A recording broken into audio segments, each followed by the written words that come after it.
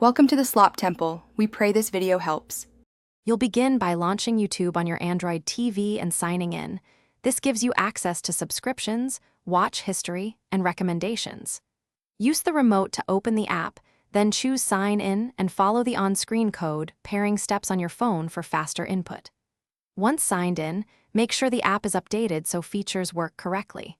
You'll see Home and Library immediately. Navigate to Home to start searching or to Library to quickly access playlists and watch later. Now you'll dive into finding content. Use the remote's voice button for quick searches or open the on-screen keyboard to type exact titles.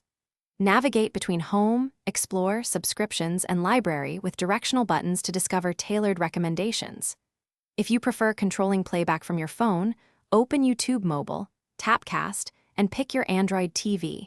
This hands-off control lets you cue videos and adjust volume conveniently. Make sure both devices share the same Wi-Fi network so pairing and casting work reliably. To finish master playback, press OK or Enter to play and pause, use the seek bar to skip, and open settings to toggle captions, playback speed, or video quality for smoother streaming. If video stutters, lower resolution to 720p or 480p, and if audio is out of sync, pause then resume or restart the app. One key troubleshooting tip: if problems persist, sign out and back in, clear the app cache, and reboot your TV. This resolves most login, playback, and update conflicts quickly. Thanks for watching. Consider subscribing if we helped you.